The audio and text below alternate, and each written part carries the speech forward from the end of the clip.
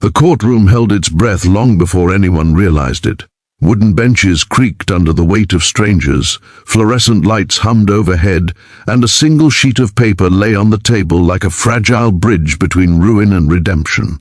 A single father sat straight-backed, hands folded, eyes fixed forward with a calm that felt borrowed rather than earned.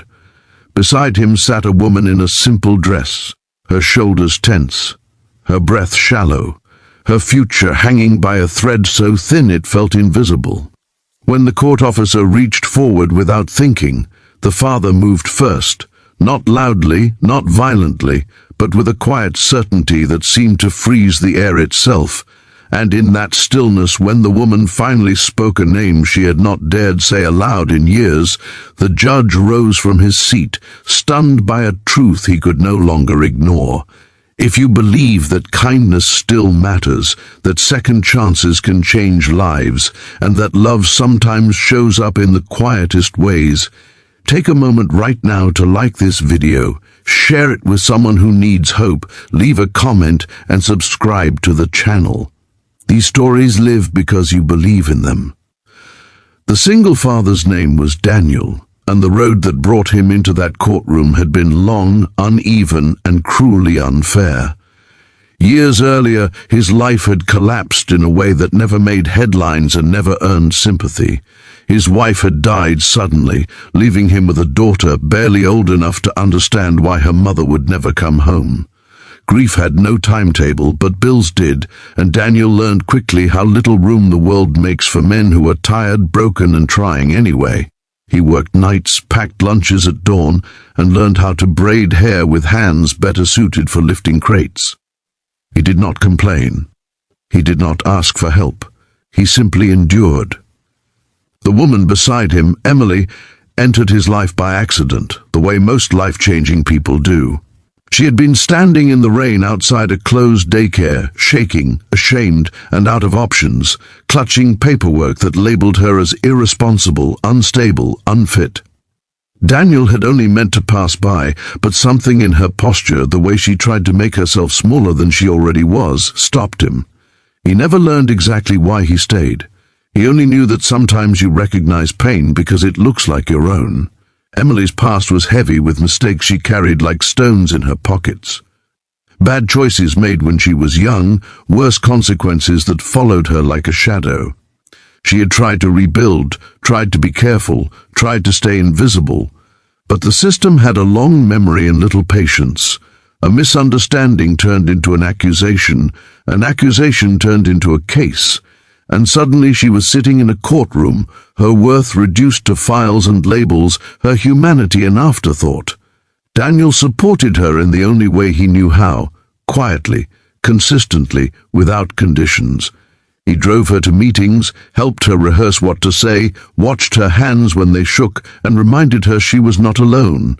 His daughter grew fond of Emily in a way that felt both natural and miraculous, as if children could sense when someone needed to be loved back into themselves. The day of the hearing arrived with the kind of dread that presses down on the chest.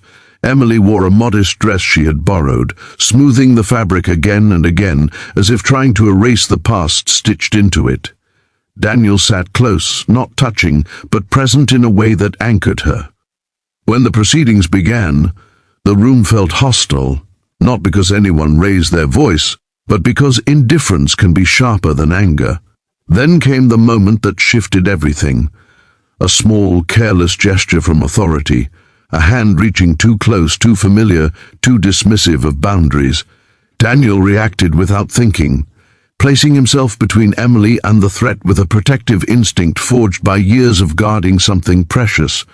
It was not dramatic. It was not loud. It was simply final.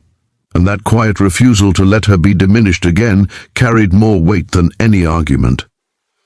Emily's voice followed, steady despite the fear, as she spoke a name that connected past and present in a way no one expected. The name belonged to the judge himself, to a moment from long ago when he had been younger, uncertain, and saved by a stranger who believed he was more than his worst day.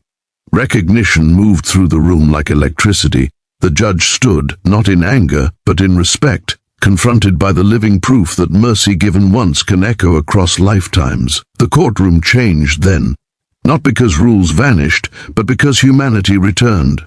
Files became stories, charges became context. Emily was no longer a problem to be managed, but a person to be understood. Daniel watched, heart pounding, as the future he had dared to hope for cracked open just enough to let light in. The ruling that followed was firm but fair, acknowledging accountability without cruelty. Emily would have a chance to rebuild without the weight of unjust punishment crushing her spirit. Daniel felt something loosen in his chest, a knot he had carried for years finally giving way. He did not celebrate, he simply breathed. Outside the courthouse, the air felt different, lighter, as if the world itself had softened. Emily cried then, not from fear but from relief, the kind that leaves you exhausted and reborn at the same time. Daniel's daughter ran toward them, laughter ringing out, unaware of how close everything had come to falling apart.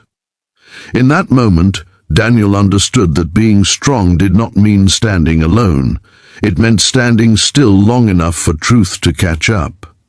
If this story has touched you even a little, if it reminded you that quiet courage matters and that standing up for someone can change everything, please take a second to like this video, share it, and let us know in the comments how it made you feel. Your engagement helps stories like this reach hearts that need them. Before this video ends, we have a small request. Please comment one word that describes what you felt during this story. Hope, relief, faith, kindness, or anything that came to your heart. Because somewhere out there someone is sitting in silence, believing no one will stand for them. And sometimes all it takes is one quiet act of love to make the world stand up and listen.